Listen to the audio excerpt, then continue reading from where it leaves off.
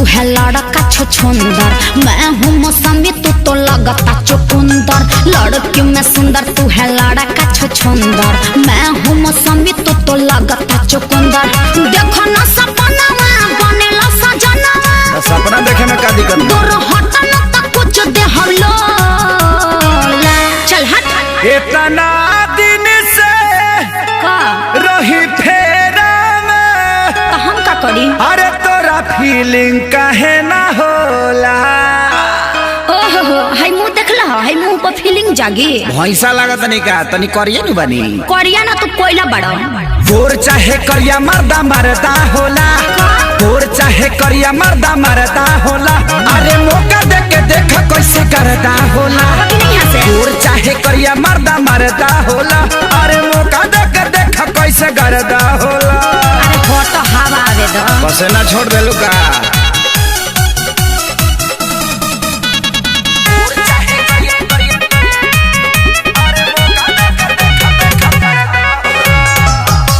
चिहारा न देखाबो बत्ती से, जाके अकेला में देख तू शीशा।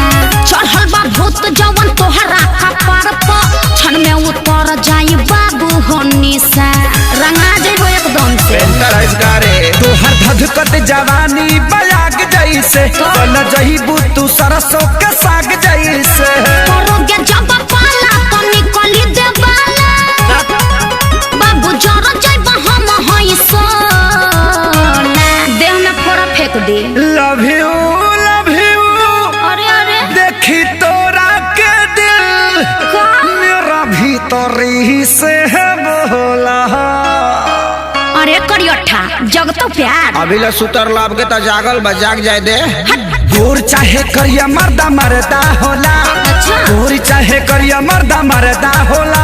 अरे मौका दे के देख कैसे करदा होला। गोर चाहे करिया मर्दा मरदा होला, मौका दे के देख कैसे करदा होला। चल हट लिबरा हा पढ़ा। लिबरवा दे।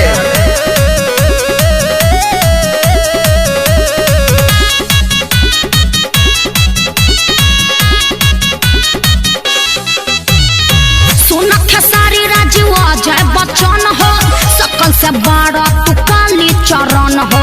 कैसे पसंद करी है प्रियंका, तोहरा पर जाई न केहू के मन हो। काहे बोका खानी महका तनी का।